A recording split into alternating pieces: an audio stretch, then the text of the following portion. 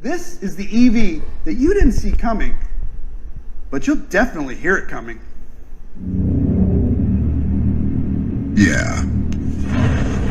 We just went all electric. Guilty as charged. But we still have our rights. The right to remain loud. The right to be irrational.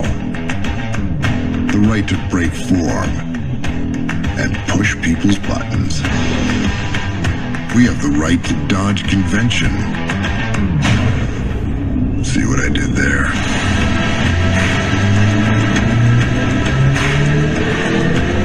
And we have the God-given right to save the muscle car. So go ahead, sentence us to life without reason, and throw away the keys.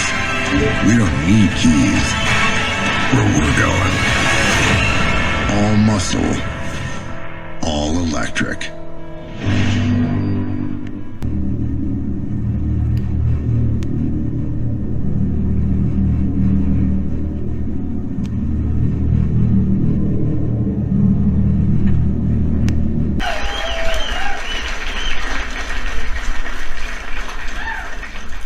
This is the Charger Daytona SRT Banshee. And because it's a Dodge BEV, it will be an assault and battery on convention. Like I said when we started, it's a very simple formula. Look like a Dodge, sound like a Dodge, and drive like a Dodge. The first challenge was to make a muscle car aerodynamic. Now, lucky for us, we did this over 50 years ago. So successfully, in fact, that we were banned from racing. The original Charger Daytona was legendary for the way it pushed air around its nose cone and through its tail. This Daytona will be legendary for the R-wing pass-through that you see here. Now, those of you in the know probably already spotted the Fratzog logo up front. That's a clue that we're doing something that only Dodge can do. And our patent lawyers will remind you all of that. Now, how about that R-wing? It looks really cool, right? And the tie back to the Daytona NASCAR is great, but does it actually work? Is this the slipperiest car in the world? Nope. And that's okay, we don't care. We're willing to give up some range to look badass. But it's a huge leap forward from where we are today. Now, it's a concept, so I can't share with you the exact numbers, but to put it into context, think of the aero drag of the 1934 Airflow. This was the industry's first aero car. Then fast forward nearly 100 years to today's car, the wide-body Charger. The aero of today's car is 25% better than that car. Our target for this Daytona is to improve another 25% from today's car. That's 100 years of aero progress in a single generation. Not bad, and still badass. Next, it had to sound like a Dodge. The Charger Daytona isn't just going to be remembered because of the looks. It's going to be remembered because it's been amplified by its patented sound chamber. While other EVs are focused on keeping quiet, we amplified ours. Thanks to the patented Fratzonic chambered exhaust, the output is going to be as visceral as those that came before it. 126 decibels of output. How loud is that? That's Hellcat loud. That's Tower Fly-By Spill Your Coffee loud. This BEV exhaust guarantees that Dodge will never go quietly. I don't care if it's an EV. If it's a Dodge, it needs a loud pedal. And the Charger Daytona has the first one ever. But what you really want to know is, can the Daytona do more than look good and wake up your neighbors? Can it perform like a true muscle car?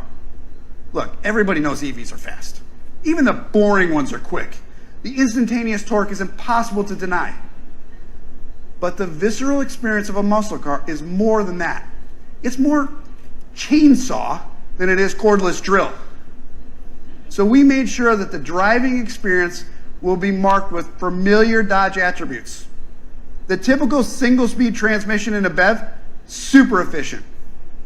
But we know that part of what makes a Dodge is the way our power throws your shoulders into the seat back at shift points.